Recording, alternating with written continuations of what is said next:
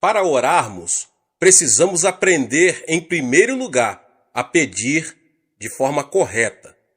Embora seja verdade que Deus sabe de tudo, não podemos ter a atitude de que não é necessário pedir, porque Ele já sabe de tudo que precisamos. Algumas pessoas pensam que não precisamos pedir por causa do versículo de Mateus. Não vos assemelheis, pois a eles, porque Deus, o vosso Pai, sabe o de que tendes necessidade, antes que lhe o peçais. Mateus 6:8. Mas para entendermos corretamente esse verso, precisamos examinar seu contexto bíblico. Além disso, Jesus havia dito: e orando, não useis de vãs repetições, como os gentios, porque presumem que pelo seu muito falar serão ouvidos. Mateus 6:7. Mas aqui, Jesus estava referindo-se à prática de se repetir as orações ritualisticamente. Ele não estava querendo dizer que não se pode pedir. Eu vou lhes explicar mais adiante. Pelo contrário, sua intenção era ensinar-nos a dirigir ao Pai todas as petições que procedem de nossa oração. Dirigir petições a Deus é um aspecto básico da oração. Deus é o nosso Pai, e como Pai, Ele tem prazer em dar bênçãos aos seus filhos. Um filho, dentro de sua família, tem certos direitos. Jesus Cristo, o Filho de Deus, nos assegura: naquele dia, nada me perguntareis.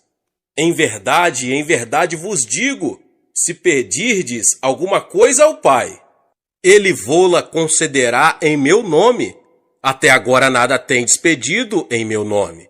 Pedi e recebereis, para que a vossa alegria seja completa. João 16, 23 e 24. E no versículo 27, ele mostra por que isso acontece desse jeito. Porque o próprio Pai vos ama, visto que me tendes amado e tendes crido que eu vim da parte do Pai. O Pai nos ama porque cremos em seu Filho. Portanto, somos participantes da herança do Filho unigênito de Deus. Deus é muito bondoso, meus irmãos e irmãs. Ele quer dar-nos todas as boas coisas, desde que lá peçamos. Ora, se vós, que sois maus, sabem dar boas dádivas aos vossos filhos, quanto mais vosso Pai que estás nos céus dará boas coisas ao que lhe pedirem. Cristo veio a este mundo para proporcionar redenção e restauração ao homem caído.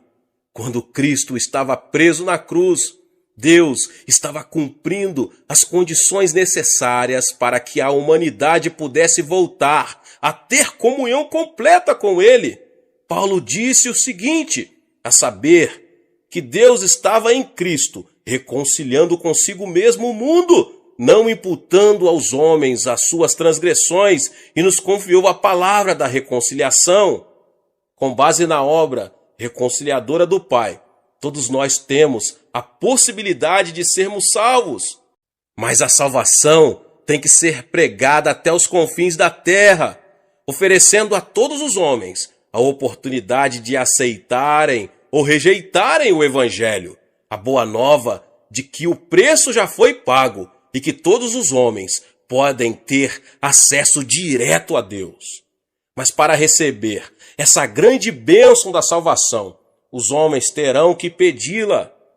Pelo arrependimento, eles devem pedir a Cristo que lhes perdoem os pecados. Devem pedir a Cristo que entre em seu coração. Embora o dom da salvação esteja à disposição de todos, só podemos apropriarmos dele pedindo.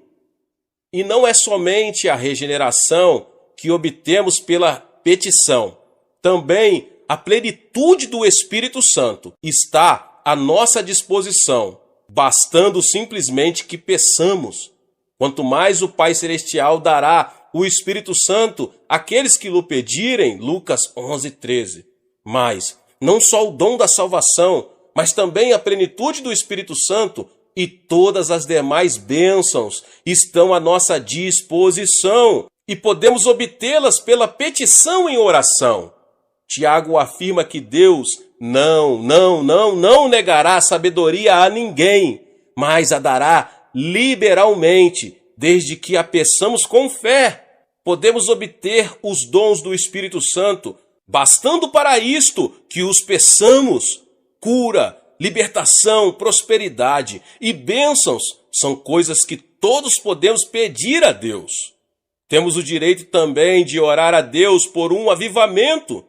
Pedir ao Senhor chuva no tempo das chuvas serôdias, ao Senhor, que faz as nuvens de chuva, dá aos homens aguaceiro. Zacarias 10:1. A bênção de Deus pode ser nossa, basta que a peçamos. Podemos receber as bênçãos de Deus, que em Zacarias são tipificadas como chuvas, porque Deus ordenou que as peçamos. Está bem claro que Deus está desejoso de abençoar seus filhos. Contudo, temos que fazer a nossa parte, que é pedir de forma correta. Agora, meus irmãos e irmãs, como funciona essa questão de pedir? Como podemos obter a resposta de nossas petições? Há, contudo, 4 passos. O primeiro passo, temos que pedir com fé.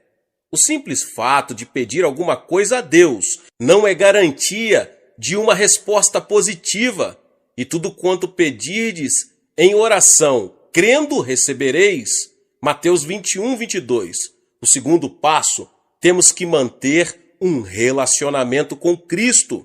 Se permanecerdes em mim e as minhas palavras permanecerem em vós, pedireis o que quiseres e vos será feito. João 15:7. Quando permanecemos em oração, desenvolvemos-nos espiritualmente, de modo que os desejos dele passam a ser os nossos.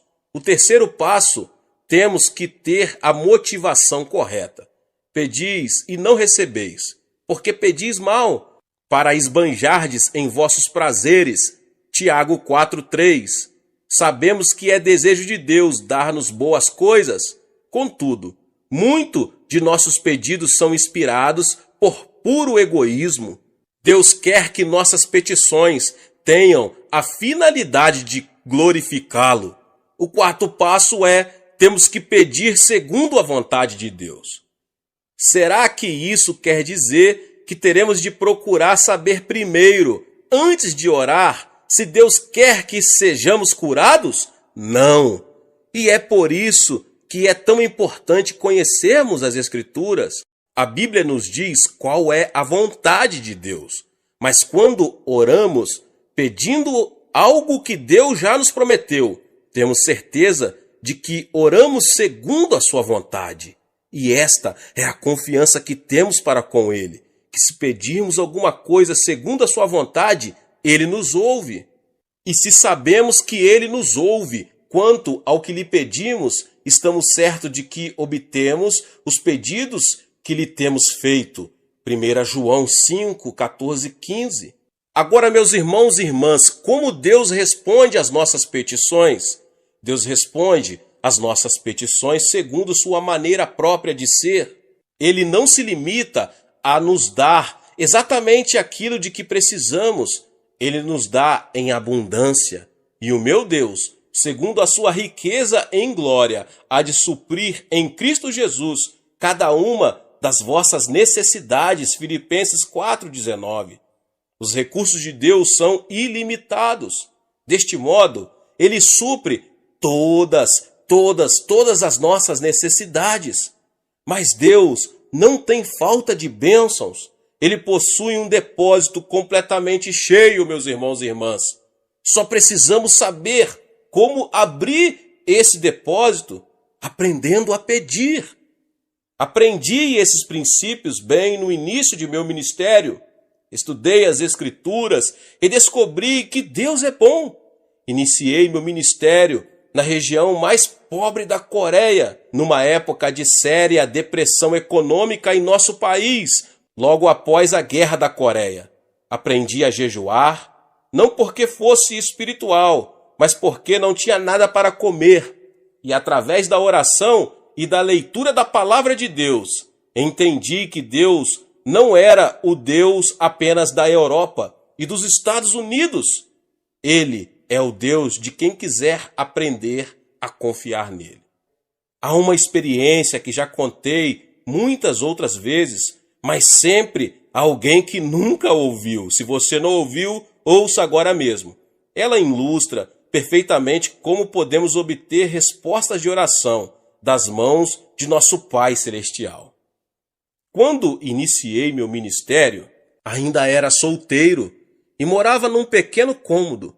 No inverno, eu me protegia do frio, enrolando-me com cobertores, pois não tinha nenhum outro meio de aquecimento. Comecei a pregar a mensagem da abundância de Deus, conforme havia nas Escrituras, e assim me vi num dilema. Se Deus era tão bom, se possuímos tantos e tão vastos recursos, por que eu era tão pobre? É uma pergunta que muitas pessoas estão fazendo, principalmente no país em desenvolvimento. Um dia percebi que precisava de 3 coisas. Como não tinha um veículo para visitar os membros de minha igreja, precisava de uma bicicleta. Precisava também de uma escrivaninha, pois não tinha onde colocar a Bíblia. E resolvi pedir a Deus uma cadeira também, pois precisava dela para a mesa. Hoje, essas 3 coisas podem parecer insignificantes, mas há mais ou menos 25 anos eram coisas raras em nossa região. Contudo, com toda a confiança, pedi a meu Pai Celeste essas 3 coisas, uma cadeira, uma mesa e uma bicicleta. E apresentei essa mesma oração a Deus durante vários meses, achando que se repetisse continuamente, por fim, Ele me ouviria e me atenderia. Mas 6 meses depois, fiquei meio desanimado e fiz uma oração desalentado. Senhor, sei que o tempo não significa nada para ti, e eu preciso muito dessas coisas agora. Talvez o Senhor esteja pensando em demorar mais para atender a minha petição, mas se demorar muito, eu morro e não preciso mais delas. Então, ouvi uma voz suave e tranquila me falando no íntimo. Filho, escutei sua petição desde a primeira vez em que fez, há 6 meses. Então por que não me atendeu? Indaguei.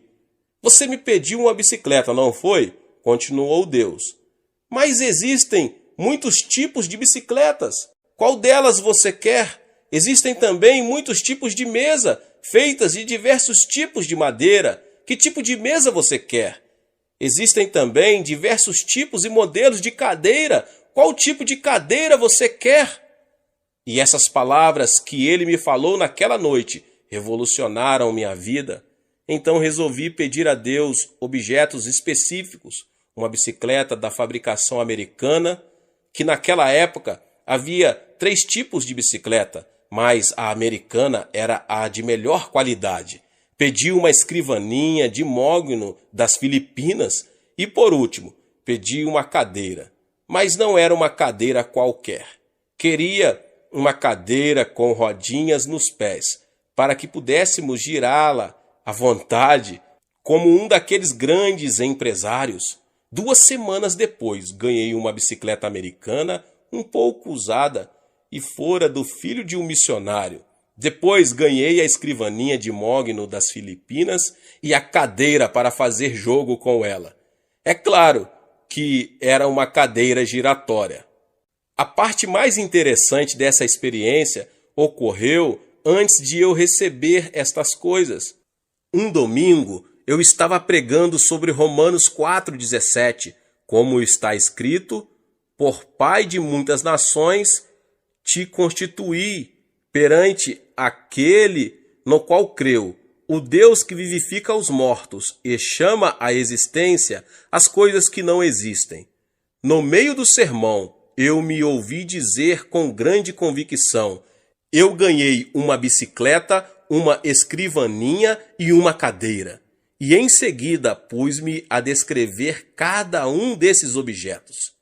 Depois do culto, 3 rapazes que hoje estão no ministério me procuraram e perguntaram: Pastor, será que poderíamos ver esses 3 grandes presentes que Deus lhe deu? Era bastante compreensível que eles estivessem curiosos, pois essas coisas eram muito incomuns naquela região. A caminho de casa comecei a me preocupar com o que ia dizer aqueles jovens quando vissem meu cômodo vazio. Assim que abri a porta, vi-os correr os olhos pelo aposento desprovido, procurando minha bicicleta, a cadeira e a mesa. Afinal, um deles disse: Pastor, onde estão? Indagou com expressão de espanto.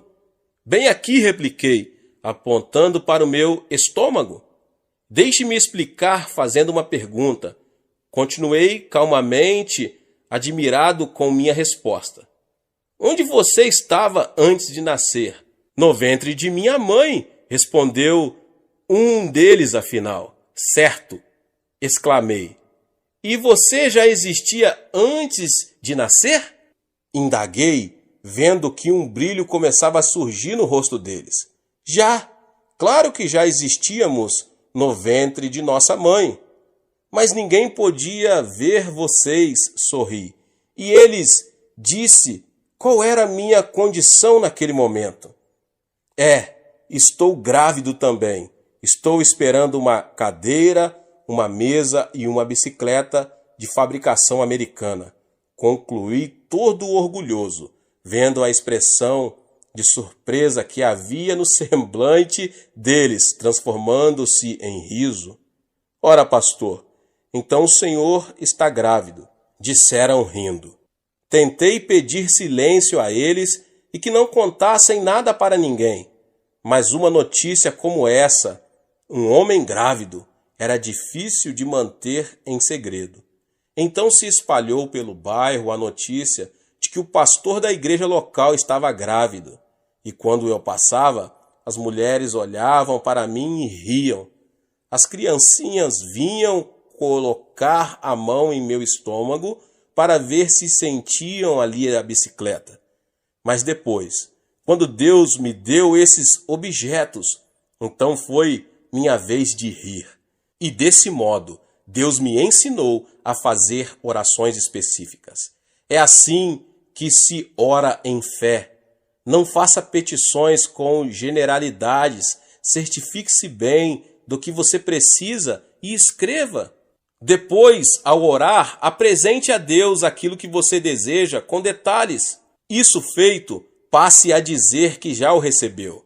Talvez não queira dizer em público, mas comece a dar graças a Deus e a confessar que já recebeu a resposta. Lembre-se de que se pedirmos com fé, Deus nos dará o que pedimos. É muito interessante que Deus tenha ensinado isto para um pastor de um pequeno país.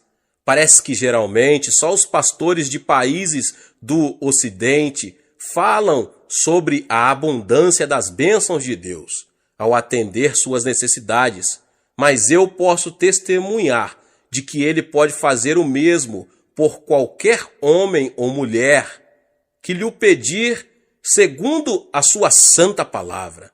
Muitas vezes deixamos que as condições sociais ou econômicas em que vivemos venham a ditar o nível de nossa fé. É por isso que devemos pedir a Deus que amplie nossa visão e nossos sonhos, já que estes são a linguagem do Espírito Santo. Tendo uma visão mais ampla, poderemos obter maiores bênçãos de Deus. Certa vez, Winston Churchill disse que os grandes homens procedem de grandes países, vivem em épocas de grandes realizações e desempenham grandes tarefas. Em geral, é assim que acontece. Contudo, meus irmãos e irmãs, Jesus Cristo, o Filho de Deus, veio de um país fraco e pequeno, Israel, e na época em que ele viveu, sua terra estava sob o domínio do Império Romano. Embora ele tenha realizado a maior de todas as tarefas, certamente não viveu numa época de grandes realizações para o povo de Israel. E, no entanto, ele constituiu o ponto central de toda a história. Não importa quem você pode causar um grande impacto. Sua vida pode mudar seu país ou o mundo se você souber fazer a oração de petição. Deus deseja dar-nos muito mais do que imaginamos. Peça a Deus o dom que lhe possibilitará ter o maior impacto na situação em que você se encontra. Não se contente com uma situação comum. Sou de uma família pobre e de um país pobre e vivia em circunstâncias adversas. Apesar disso, nunca tive de abrir caminho à força para chegar diante dos grandes deste mundo. O dom da graça que Deus me concedeu tem me colocado diante de reis, rainhas, presidentes e de muitos mais notáveis líderes mundiais. Se Deus fez isso por mim, pode fazer por você também. Mesmo que você, que agora ouve essa mensagem, vive num país pobre da América Latina, sua vida pode deixar uma marca profunda nesse país e no mundo. Onde quer que você esteja agora, Deus pode e quer usá-lo para ajudar a atear o fogo do avivamento que irá varrer a África, a Ásia, a Europa, a América. Peça e você receberá, mas peça com fé, em o nome de Jesus. Deus disse a Moisés o seguinte: de lá buscarás ao Senhor teu Deus, e o acharás, quando o buscares de todo o teu coração e de toda a tua alma. Deuteronômio 4:29. O homem foi criado com o impulso de buscar comunhão com Deus. Existe nele um vazio que não pode ser preenchido com nada, a não ser uma genuína comunhão com Deus. Por mais que ele adquira coisas, elas nunca poderão tomar o lugar dessa comunhão, que preenche a própria essência do ser, dando-lhe um objetivo para a vida e alimentando sua alma. Deus criou Adão e instilou nele o fôlego da vida. Ele foi um ser físico antes de ser espiritual. Esta dimensão espiritual lhe deu a capacidade de manter comunhão e intercâmbio com Deus no meio do jardim, na virada do dia. Ao pecar, o homem perdeu essa possibilidade. Mas Deus ainda desejava manter comunhão com ele, e então tomou a iniciativa em Abrão. Este veio a ser o pai, Abraão, de todos os fiéis que iriam ter a oportunidade de manter comunhão com Deus. Mais tarde, Deus manifestou sua presença física na terra, através do tabernáculo de Moisés. Contudo, com poucas exceções, só o sumo sacerdote podia entrar na terceira divisão do tabernáculo, que era chamado o Santo dos Santos. No reinado de Davi, assim que ele foi aclamado rei de Israel, a primeira coisa que fez foi mandar trazer para o local de culto de Israel a Arca da Aliança, que era símbolo da presença de Deus. Entretanto, ao invés de recolocá-la ao tabernáculo, ele deveria, por ordem de Deus, erigir uma casa própria em Sião, onde Davi morava. Pois o Senhor escolheu a Sião, preferiu-a por sua morada. Salmos 132:13. Em Sião, Deus teria um contato direto com Israel e manteria comunhão com seu povo. Todavia, a adoração que o povo prestava a Deus voltou a assumir um estilo ritualístico. E Deus, mais uma vez, tomou a iniciativa de restaurar a comunhão com o homem, vindo ao mundo na pessoa de Jesus Cristo. Hoje, na era da igreja, Deus nos deu o Espírito Santo, para que pudéssemos manter comunhão com o Pai e o Filho. Jesus disse: Ele me glorificará, porque há de receber do que é meu e vô-lo-á de anunciar. Tudo quanto o Pai tem é meu, por isso é que vos disse que há de receber do que é meu e vô-lo-á de anunciar. João 16, 14 e 15. E depois ele diz mais: aquele que tem os meus mandamentos e os guarda, esse é o que me ama, e aquele que me ama será amado por meu Pai, e eu também o amarei e me manifestarei a ele. João 14, 21. E no versículo 23 ele diz: se alguém me ama, guardará a minha palavra, e o meu Pai o amará, e viremos para ele e faremos nele morada. A oração como petição é muito importante para obtermos as coisas de que precisamos. Mas orar não é apenas pedir, é mais que isso. Jesus disse: buscais e achareis. Deus não é um mero depósito de bens, de onde retiramos tudo o que precisamos, por mais nobre que seja a nossa motivação. Ele é um ser vivo que deseja manter comunhão conosco.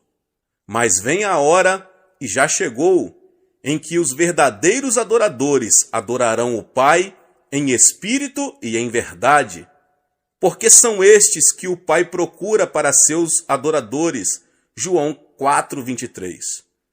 Portanto, o outro nível de oração, que vem depois da oração de petição, é buscar. Isso não implica supressão da petição.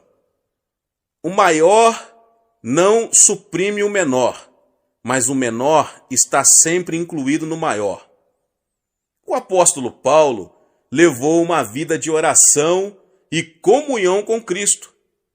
Ele dá o seguinte testemunho à igreja de Filipos: mas o que para mim era lucro, isto considerei perda por causa de Cristo. Sim, deveras considero tudo como perda, por causa da sublimidade do conhecimento de Cristo Jesus, meu Senhor, por amor do qual perdi todas as coisas e as considero como refúgio para ganhar a Cristo. Filipenses 3, 7 e 8. Como é que Paulo pôde ganhar a Cristo? Sabemos que a salvação é um dom de Deus, pela graça, mediante a fé. O que Paulo está dizendo neste texto não é que faz isso para ganhar a salvação, mas ele se refere a uma profunda comunhão com Cristo. Esse nível de comunhão não se consegue por acaso. Tem que ser buscado e, por isso, exige esforço da nossa parte. O que Paulo recebeu com esse tipo de oração? Ele responde a essa pergunta no verso 10. Para o conhecer e o poder da sua ressurreição e a comunhão dos seus sofrimentos, conformando-me com ele na sua morte. E depois prossigo para o alvo, para o prêmio da soberana vocação de Deus em Cristo Jesus. E no versículo 15, ele apresenta um desafio a todos nós. Todos, pois, que somos perfeitos, tenhamos este sentimento. Neste último versículo, o apóstolo revela que o sinal de que uma pessoa atingiu maturidade espiritual é o desejo de chegar a um nível espiritual no qual tenha uma comunhão íntima com Cristo. Deus é amor. O amor precisa ser extravasado através da comunhão. Assim sendo, a própria natureza de Deus exige uma coisa que nós temos o privilégio de dar a Ele: comunhão. Eu não preciso de um despertador para me acordar todos os dias, pouco antes das 5 da manhã. Apenas escuto uma batida à porta do meu coração, e isso automaticamente me desperta. Aí eu ouço o Senhor dizer: Xô, está na nossa hora, quero ter comunhão com você. Mas esse permanente relacionamento com Cristo não começou por uma simples resposta a uma petição. O que buscamos? Temos que buscar o Senhor, pois nele estão todas as bênçãos mais preciosas, em quem todos os tesouros da sabedoria e do conhecimento estão ocultos. Colossenses 2:3. Em Colossenses, Paulo apresenta a igreja como um campo riquíssimo. Nesse campo está escondido um grande tesouro. Mas não se trata de um tesouro material, e sim espiritual, sabedoria e conhecimento. Quando um recém-convertido ora, normalmente recorre ao trono de Deus em momentos de grandes dificuldades. Assim sendo, buscam a Deus querendo alguma coisa. Isso é bom e é muito importante. Deus quer que peçamos a Ele as coisas. Contudo, algumas pessoas veem a Cristo apenas como se Ele fosse um armazém, aonde vão com uma lista de compras para obter bênçãos de que precisam. Entretanto, todos os grandes mistérios, os tesouros de conhecimento, a fonte da alegria total e completa, essência do amor, estão em Cristo, esperando-nos como um tesouro escondido. Os que forem sábios venderão tudo que possuem e comprarão o terreno para que possam adquirir aquele tesouro. Moisés afirmou o seguinte: as coisas encobertas pertencem ao Senhor, nosso Deus, porém as reveladas nos pertencem a nós e a nossos filhos para sempre. Deuteronômio 29:29. Existem coisas que todos podem ver nas Escrituras, mas Deus quer levar-nos a uma comunhão tão íntima com Ele, que Ele possa revelar-nos seus tesouros mais profundos de sabedoria e conhecimento. Um tesouro não teria valor algum se fosse de fácil acesso a todos. Assim também, o tesouro espiritual de Deus é alcançado pela busca em oração. Aprendi já há muitos anos que precisamos esforçar-nos para encontrar os tesouros que Deus deseja mostrar-nos. Eu amo os que me amam, os que me procuram me acham. Riquezas e honra estão comigo, bens duráveis e justiça. Melhor é o meu fruto do que o ouro refinado, e o meu rendimento melhor do que a prata escolhida. Provérbios 8, 17 ao 19. O crente preguiçoso não se dispõe a buscar e nunca penetra na plenitude das bênçãos que Deus deseja que ele receba. Para se viver à porta da casa do Senhor, é preciso muita disciplina e esforço. Lembre-se de que hoje sou pastor da maior igreja do mundo, com mais de 400 mil membros. Sou um homem extremamente atarefado. E porque é grande o número de pessoas que vêm à nossa igreja? Será por causa do sistema de grupos, grupo familiar ou células? Embora esse sistema seja um meio muito eficaz, pelo qual a maioria dos membros da nossa igreja veio ao conhecimento de Cristo, não é a principal razão pela qual milhares de pessoas esperam em fila no domingo para conseguir lugar em um dos 7 cultos de nossa igreja. Elas vêm aqui para se alimentarem da carne da palavra de Deus. E de onde recebo minhas mensagens? Recebo-as do meu Senhor, em oração e íntima comunhão e união com Ele. Todos os crentes sábios devem ter como imperativo para a sua vida as seguintes palavras: ouvi o ensino, sede sábios e não o rejeiteis. Feliz o homem que me dá ouvidos, velando dia a dia as minhas portas, esperando as ombreiras da minha estrada. Porque o que me acha, acha a vida e alcança favor do Senhor. Provérbios 8, 33 ao 35. Se você não possui uma vida espiritual vibrante, é que ainda não aprendeu a buscar o Senhor.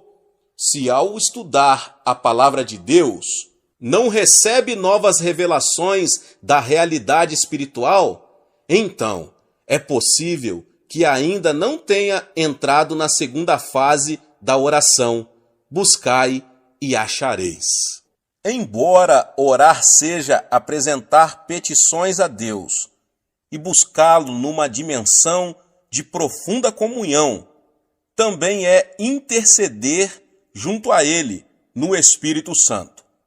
Então, a oração de intercessão é o terceiro nível de oração, no qual participamos da compaixão de Cristo por uma pessoa, uma circunstância, uma necessidade em alguma parte do mundo. A intercessão é o tipo de oração pelo qual podemos tornar-nos participantes dos sofrimentos de Cristo. Quando oro no Espírito Santo, sei que algumas dessas orações têm como objetivo pessoas e circunstâncias de outras partes do mundo. Posso não conhecer com exatidão os detalhes do problema, mas Ele conhece e me usa para orar até o fim, até eu ficar sabendo que Deus já atendeu a petição. Um amigo missionário narrou-me um fato miraculoso que mostra a importância da intercessão. Um grupo de missionários estava viajando num deserto da África. A certa altura, sobreveio-lhes um forte vendaval que os obrigou a mudar a rota. 2 dias depois, seu suprimento de água acabou. Ficaram a vaguear pelo deserto, sofrendo desidratação. De repente, deram com um poço de água e foram salvos. Mais tarde, voltando a esse lugar onde tinham sido salvos, constataram que o poço não existia. Na ocasião em que estavam passando por aquela necessidade, alguém estivera intercedendo em oração e Deus fizera um milagre. Em 1965, conheci uma senhora que me relatou sua experiência de intercessão em favor de nossa igreja. Após fundar minha primeira igreja, que ficava numa localidade afastada de Seul, comecei um trabalho pioneiro para a organização de uma igreja no centro da capital. 20 anos antes de eu começar essa igreja em Seul, aquela senhora tinha tido 3 visões dela. Após cada uma das visões, ela intercedeu por nós no Espírito. Na ocasião em que ela orava, 1944. O país ainda estava debaixo da ocupação japonesa e não havia ainda qualquer plano acerca da igreja. Mas o Espírito Santo sabia que essa igreja, que se chamava de Igreja de Sudaemon, por causa do local onde se situava, iria tornar-se a igreja central do Evangelho pleno. Deus usou aquela senhora fiel numa oração de intercessão para levar o Espírito Santo a pairar sobre essa área muitos anos antes que a visão viesse a se concretizar. E quando o Espírito paira sobre uma região, ele tem consigo toda a dinâmica da vida, assim como uma semente, no plano material, tem consigo a vida e dá origem a ela. Esse ponto é muito importante, e por isso que desejo estender-me um pouco mais nele.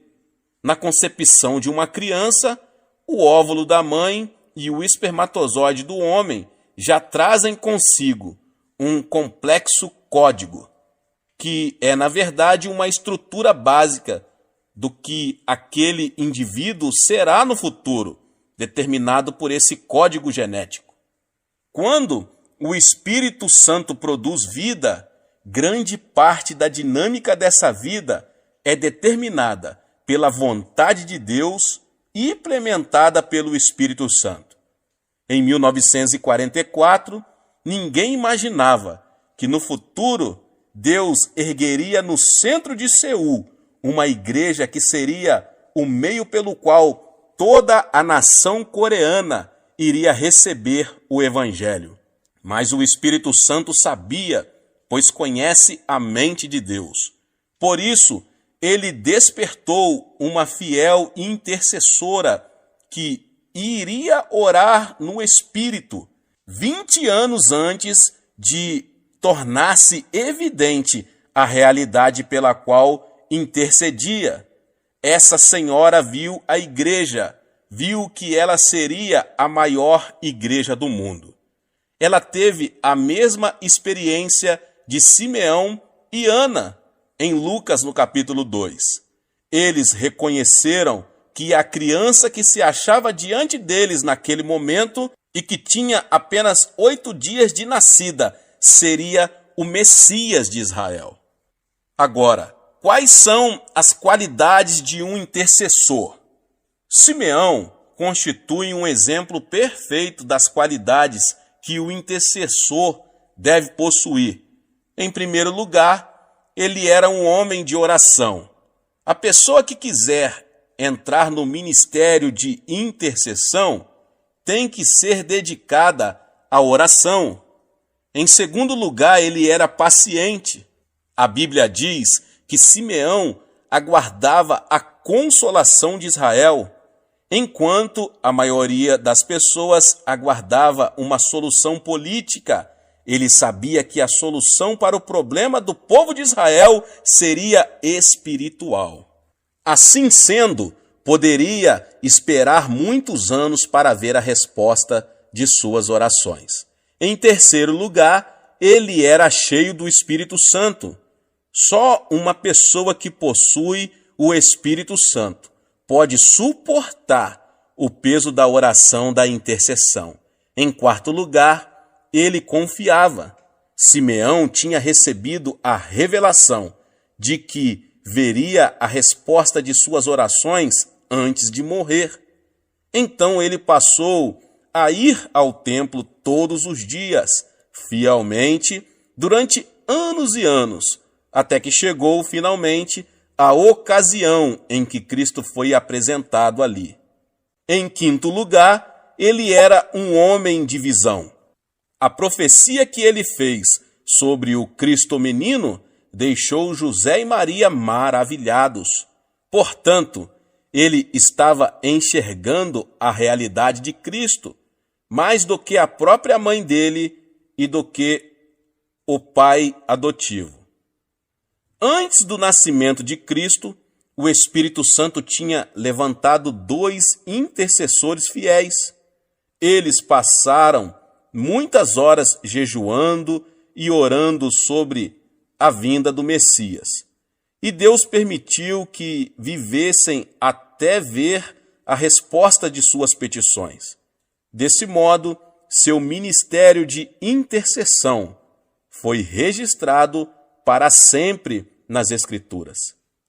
A oração de intercessão é necessária para o cumprimento da vontade de Deus.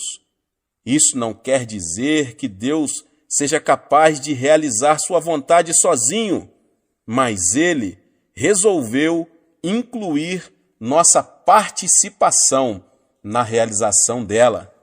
Assim sendo, aqueles que assumem o ministério de intercessão, na verdade, se tornam partes integrantes da realização dos planos e propósitos de Deus. Agora, por que a intercessão é necessária? Antes de analisarmos a necessidade da intercessão, devemos ver o que nós, discípulos de Cristo, somos nessa terra. Nós somos o sal da terra. Mateus 5,13. O sal dá sabor aos alimentos, aos quais é adicionado. Jó disse o seguinte: comer-se-á sem sal o que é insípido? Jó 6,6. A igreja deve ter na terra a mesma função do sal. Nossa presença na terra impede que Deus destrua este mundo pecaminoso, como destruiu Sodoma e Gomorra. Assim, Ele coloca sobre nós a responsabilidade do retardamento do juízo final, dando mais tempo aos homens para que aceitem ou rejeitem a Jesus Cristo como Salvador. Da mesma forma, somos embaixadores de Cristo. Assim, somos enviados como representantes oficiais de nosso governo, o Reino de Deus, para apresentar seus interesses em um país estrangeiro. Quando 2 governos estão em guerra, a primeira coisa que fazem é retirar seus embaixadores. Portanto, o fato de permanecermos nesta terra significa que Deus ainda está suportando o pecado do mundo e ainda há tempo para se pregar o Evangelho. Mas o sal também restringe o processo da deterioração. Antes de existirem geladeiras, as pessoas que viajavam também tinham que cobrir de sal a carne que levavam, para que ela não se estragasse. O espírito do anticristo já está em operação na terra desde o 1º século. João escreveu o seguinte: e todo espírito que não confessa a Jesus não procede de Deus. Pelo contrário, este é o espírito do anticristo, a respeito do qual tendes ouvido que vem e presentemente já está no mundo. Filhinhos, vós sois de Deus e tendes vencido os falsos profetas, porque maior é aquele que está em vós do que aquele que está no mundo. 1 João 4, 3 e 4. O espírito do anticristo, que é o espírito do desrespeito às leis, está operando com uma influência cada vez maior no mundo. Eventualmente, esse espírito produzirá o anticristo em pessoa. Por meio da igreja, o Espírito Santo está detendo essas forças contrárias a Deus, até que essa força positiva seja removida da terra. À medida que vamos amadurecendo no cristianismo, começamos a compreender que ser crente não é apenas um privilégio, mas também constitui uma responsabilidade. E sendo a principal barreira que impede a expansão da influência de Satanás no mundo, precisamos entender bem a importância da oração de intercessão. Se não entendermos claramente nossa condição de sal da terra e por negligência permitimos que o mal assuma o controle das circunstâncias naturais prevalentes em nosso país, então o sal terá perdido seu sabor. Naquela ocasião, Jesus disse: para nada mais presta, senão para ser lançado e ser pisado pelos homens. Nós fomos chamados por Deus também para sermos um reino de sacerdotes. E como corpo sacerdotal de reis, recebemos a autoridade. A tarefa do sacerdote do Antigo Testamento era interceder pelo seu povo diante do propiciatório. Assim também, em nossas orações de intercessão, exercemos nosso papel de sacerdotes do Novo Testamento, tomando posição na brecha, clamando pelas necessidades do povo de Deus. Deus determinou que seus filhos governem conjuntamente com Cristo. Ele não governa sobre nós, eximindo-nos de responsabilidades, mas ele nos delegou a autoridade para assisti-lo em seu governo na terra. E pôs todas as coisas debaixo dos pés, e para ser o cabeça sobre todas as coisas, o deu à igreja, a qual é o seu corpo, a plenitude daquele que a tudo enche todas as coisas. Efésios 1, 22 e 23. E no capítulo 2, Paulo amplia sua explanação de nosso papel como governantes e, juntamente com ele, nos ressuscitou e nos fez assentar nos lugares celestiais em Cristo Jesus. No exercício da autoridade espiritual, o conhecimento e sabedoria humanos que possuímos são vivificados pelo Espírito Santo, mas possuímos também conhecimento espiritual, que ultrapassa nosso conhecimento natural. Esse tipo de conhecimento nos é dado pelo Espírito Santo. O texto do Antigo Testamento, mais citado no Novo, é o Salmo 110. Vamos analisar atentamente este salmo para vermos como nossa autoridade pode ser empregada na oração de intercessão. Disse o Senhor ao meu Senhor: assenta-te à minha direita, até que eu ponha os teus inimigos debaixo dos teus pés. O Senhor enviará de Sião o cedro do seu poder, dizendo: domina entre os teus inimigos. Apresentar-se-á voluntariamente o teu povo no dia do teu poder, com santos ornamentos, com o orvalho emergindo da aurora, serão os teus jovens. O Senhor jurou e não se arrependerá. Tu és sacerdote para sempre, segundo a ordem de Melquisedeque. O Senhor, à tua direita, no dia da sua ira, esmagará os reis. Ele julga entre as nações, enche-as de cadáveres, esmagará cabeças por toda a terra. De caminho, bebe na torrente e passa de cabeça erguida. Nesse importante salmo, Cristo é apresentado como o supremo governante da terra e como sumo sacerdote, segundo a ordem espiritual de Melquisedeque. O autor do livro de Hebreus amplia mais o papel de Cristo como sacerdote espiritual, vivendo para sempre para interceder por eles. O governo de Cristo se revestirá de características bem peculiares, pois que governará sobre seus inimigos. Davi, quando era rei, no meio de seus inimigos, possuía um trono físico. Assim também, Cristo, que se acha no pleno controle de tudo, sem contudo possuir os tronos físicos do poder terreno. Assim sendo, a maneira pela qual o mundo experimenta o domínio de Cristo nas atuais circunstâncias é pelo exercício da autoridade da igreja.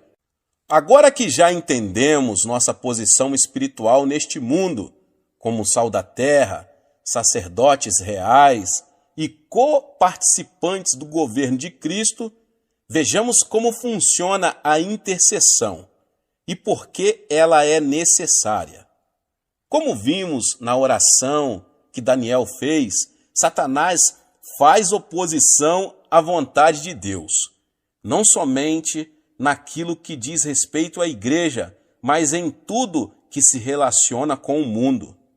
Tendo recebido autoridade sobre esta era, Satanás é chamado de o Deus deste século.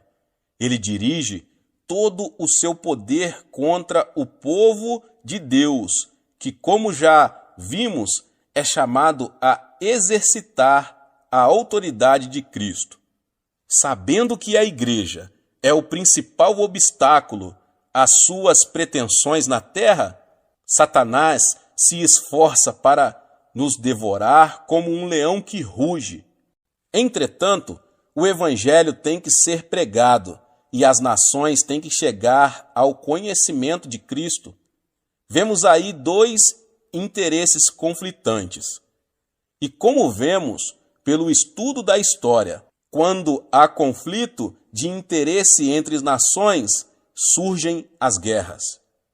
Pela intercessão, o crente passa a exercer sua função sacerdotal, pela qual ele oferece uma base terrena a Deus, para que promova seus interesses. Esta era tornou-se um campo de batalha entre duas forças oponentes, mas Deus possui um grupo seu em terra estrangeira que pode fazer com que a influência da eternidade penetre nesta era. Dessa forma, este mundo natural pode ser conquistado e passa a estar sob o domínio do reino de Deus. Quando Israel estava guerreando contra seus inimigos, Moisés levantou as mãos, mas na hora em que ele abaixava as mãos, Israel era derrotado. Isso é um símbolo claro da prática da intercessão. Existe um preço na intercessão. Antes de compreendermos o preço da oração intercessória, precisamos entender o sofrimento atual de Cristo. Quando Saulo estava viajando para Damasco, ele viu uma luz fortíssima. Enquanto seus companheiros de viagem ouviam um trovão, ele ouviu claramente uma voz do céu que indagava: Saulo, Saulo, por que me persegues? E a resposta dele foi: Quem és, Senhor? E Cristo respondeu: Eu sou Jesus, a quem tu persegues. Saulo, que mais tarde passou a ser chamado Paulo, nunca pensara que estivera perseguindo a Jesus Cristo. Perseguia apenas a igreja. Contudo, o Senhor não lhe perguntou por que estava perseguindo o seu povo. Perguntou por que Paulo perseguia a ele. Nós somos o corpo de Cristo. Tudo que nós, que somos membros dele, sentimos, ele sendo a cabeça, sente também. As dores que nós sentimos, na realidade, não são percebidas na superfície do corpo, no local afetado, mas no cérebro que fica em nossa cabeça. O cérebro projeta a dor para a parte do corpo que está afetada, para que seja tomada a providência necessária. Assim acontece também com o corpo de Cristo. Ele sente tudo o que sentimos, ele sofre o que sofremos, mas sendo a cabeça, o sofrimento dele é mais intenso. É verdade que as pessoas que podem infligir-nos maior sofrimento são as que estão mais perto de nós. Infelizmente, alguns crentes voltam para o mundo, rejeitando o precioso Senhor que os salvou. Lemos em Hebreus que, de novo, estão crucificando para si mesmos o Filho de Deus e expondo-no à ignomínia. Hebreus 6,6. Portanto, cada vez que um crente se volta para o mundo, Cristo sofre novamente o que passou na cruz. Pela oração de intercessão, o crente participa dos sofrimentos de Cristo com relação a um determinado problema de seu corpo. Certa ocasião, um pregador estava dirigindo uma campanha evangelística em larga escala na África. Um dia, ele acordou no meio da noite em prantos. Começou a orar e viu-se repetindo várias e várias vezes um nome desconhecido. Horas depois, o fardo da intercessão se desfez, depois de ele haver orado muito tempo em meio à grande agonia. Então, ele encerrou sua oração. No dia seguinte, ele viu nos jornais um relato muito estranho. Naquela noite, um povoado, cujos habitantes eram cristãos, tinha sido massacrado. O nome do povoado era o mesmo que ele estivera falando na noite anterior, e pelo qual chorava. Cristo sofrera a dor de seu povo, mas encontrara alguém que estava disposto a participar de seu sofrimento e de interceder no Espírito. Paulo escreveu o seguinte: para o conhecer e o poder da sua ressurreição e a comunhão dos seus sofrimentos. Filipenses 3,10. Nesse versículo, Paulo demonstra que não apenas quer gozar do poder da ressurreição de Cristo, mas também está disposto a ter comunhão com ele em seus sofrimentos. Em nossa igreja, dispusemo-nos a iniciar um ministério de intercessão. Já aprendemos a exercitar a oração da petição e estamos vendo nossas necessidades serem atendidas. Praticamos também a oração devocional, de modo que gozamos de comunhão com nosso maravilhoso Senhor. Mas estamos ainda mais comprometidos com a oração de intercessão, de modo que estamos presenciando um avivamento em nossa terra e o veremos no mundo todo. Não existe nenhum outro lugar da terra onde se saiba que milhares de pessoas estão jejuando e orando continuamente, entre 3 e 10 mil pessoas. Estamos encarando seriamente a batalha que Deus nos mandou travar. Estamos utilizando com toda seriedade as armas espirituais que nos garantirão a vitória.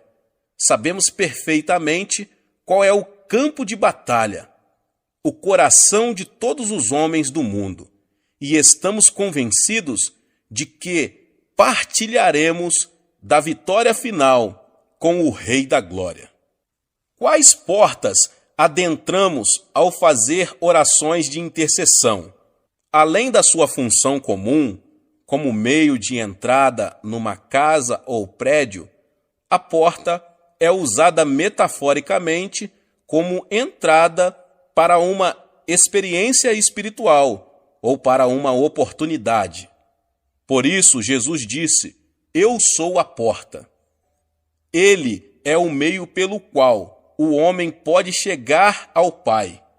Paulo empregou essa palavra como uma entrada para uma oportunidade. Ele disse: "Ora, quando cheguei a Troade para pregar o evangelho de Cristo, e uma porta se me abriu no Senhor, não tive, contudo, tranquilidade no meu espírito." 2 Coríntios 2, 12 e 13. Escrevendo à igreja de Filadélfia, João relata esta revelação de Cristo: conheço as tuas obras, eis que tenho posto diante de ti uma porta aberta, a qual ninguém pode fechar. Apocalipse 3:8. Mas a porta não é apenas um símbolo de oportunidade para se pregar o evangelho de Jesus a uma comunidade. É também uma oportunidade para uma pessoa, como diz o Senhor: eis que estou à porta e bato. Se alguém ouvir a minha voz e abrir a porta, entrarei em sua casa e cearei com ele e ele comigo. Apocalipse 3:20. Existem portas de acesso às nações e grupos étnicos que podem ser abertas. Assim que ela se abre, essas pessoas podem receber fé e crer. Ali chegados, reunida a igreja, relataram quantas coisas fizera Deus com eles e como abrira aos gentios a porta da fé. Atos 14:27. Entrar numa dessas portas de oportunidade implica enfrentar oposição espiritual por parte dos principados e potestades que impedem que as nações recebam o evangelho e o aceitem. Porque uma porta grande e oportuna para o trabalho se me abriu, e há muitos adversários. 1 Coríntios 16:9. Somente o Senhor Jesus Cristo pode abrir uma porta que está fechada para o evangelho. Ora, quando cheguei a Troade para pregar o evangelho de Cristo, e uma porta se me abriu no Senhor. 2 Coríntios 2:12. Como podemos conseguir que se abram as portas da fé e da oportunidade? Já vimos que é Cristo quem abre essas portas. Contudo, Deus nos tornou membros do corpo dele. Isso significa que a cabeça tomou a deliberação de atuar na terra através de seu corpo. Assim, é necessário que utilizemos as armas da oração intercessória para resistirmos às forças espirituais que estão mantendo essas portas fechadas. Logo que as orações rompem essa barreira, Cristo pode abrir a porta e toda uma cidade, nação ou raça pode ser salva. Paulo confirma isso quando diz: suplicai ao mesmo tempo também por nós, para que Deus nos abra a porta à palavra, a fim de falarmos do mistério de Cristo, pelo qual também estou algemado, para que eu o manifeste como devo fazer. Colossenses 4:3 e 4. E Cristo não quer abrir apenas as portas da oportunidade para que o seu povo possa pregar o evangelho. Existem portas de revelação e conhecimento que também podem ser abertas. Jesus repetiu muitas vezes a seguinte frase: quem tem ouvidos, ouça. Essa afirmação, dirigida às igrejas do Apocalipse, nos capítulos 2 e 3, nos mostra que muitas vezes não entendemos o que ouvimos. É preciso que a porta do entendimento seja aberta para que nossa mente compreenda o que Deus deseja revelar-nos. Depois destas coisas, olhei, e eis não somente uma porta aberta no céu, como também a primeira voz que ouvi, como de trombeta, ao falar comigo, dizendo: sobe para aqui, e te mostrarei o que deve acontecer depois destas coisas. Imediatamente eu me achei em espírito. Apocalipse 4:1 e 2. Vimos no livro de Atos que Deus pode abrir uma porta de oportunidade e mantê-la aberta para que preguemos o evangelho sem empecilhos. Paulo tinha sido acusado formalmente e conduzido a Roma que naquela época era o centro da pecaminosidade. Ele orou e pediu a outros que intercedessem por ele. Por fim, abriu-se ali uma porta, pois 2 anos permaneceu Paulo na sua onde recebia todos os que o procuravam, pregando o reino de Deus e com toda a intrepidez, sem impedimento algum, ensinava as coisas referentes ao Senhor Jesus Cristo. Atos 28, 30 e 31. E assim termina o livro de Atos. É importante observar que o Espírito Santo encerra o livro, como que deixando uma porta aberta. Naturalmente, muita gente sabe que o livro não tem um fecho gramatical bem definido. Podemos deduzir isso, já que Lucas, sendo médico, deveria ter um bom domínio do grego, que ele ainda está sendo escrito, pois a igreja ainda está realizando os atos do Espírito Santo. Embora saibamos que, ao final, Paulo foi executado, o fato é que a história oficial da igreja primitiva conclui com uma nota positiva. Depois que Deus abre a porta da oportunidade espiritual, ninguém pode proibir a pregação do Evangelho. Deus pode, inclusive, bloquear a oposição que emana de nossos próprios irmãos em Cristo. É uma pena que tenhamos de desperdiçar tantas energias devido à falta de unidade dentro da igreja. Em vez de o povo de Deus lutar contra vosso verdadeiro inimigo, o diabo, muitos se opõem uns aos outros. Contudo, pode haver uma porta aberta que atue de forma de bloqueio para a oposição que brota de dentro. Paulo experimentou isso em Atos 28. Então, eles disseram: nós não recebemos da Judéia nenhuma carta que te dissesse respeito. Também não veio qualquer dos irmãos que nos anunciasse ou dissesse de ti mal algum. Portanto, está claro que o que os crentes do mundo inteiro precisam entender e começar a fazer é atuar nesse terceiro nível da oração, a intercessão. Bata e a porta se abrirá. Como já afirmei, não podemos fazer uma distinção muito exata entre os 3 tipos de oração.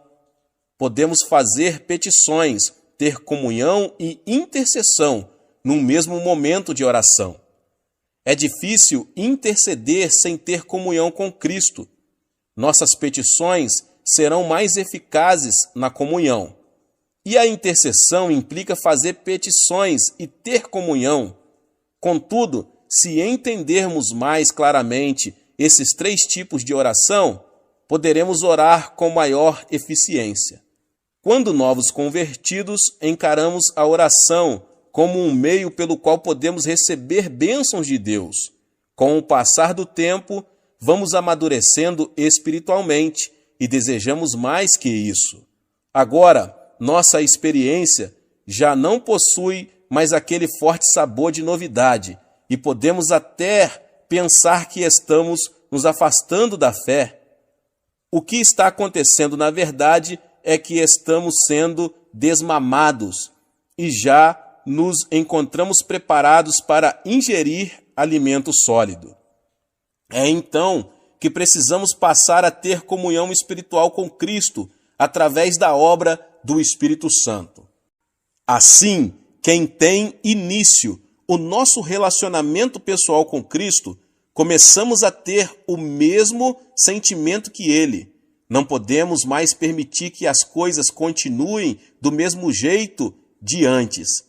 E por isso nos apresentamos voluntariamente para fazer parte do exército da oração. Davi proferiu a seguinte profecia: apresentar-se-á voluntariamente o teu povo no dia do teu poder. Muitos perguntam por que estamos gozando de um avivamento contínuo aqui na Coreia. Nós nos dispusemos voluntariamente a orar até que o evangelho seja pregado no mundo todo, e as portas irão se abrindo à medida que as forças espirituais do mal forem sendo imobilizadas em nome de Jesus. Deus abençoe a sua vida, você que ouviu essa palavra. Talvez você chegou aqui pela primeira vez e ainda não é inscrito no canal. Se inscreva no canal e ative o sininho das notificações. Todos os dias são postados vídeos abençoados aqui no canal para te abençoar. Deixe também o seu like e não esqueça de compartilhar este vídeo, esta palavra, com mais pessoas. Nos vemos nos próximos vídeos. Amém!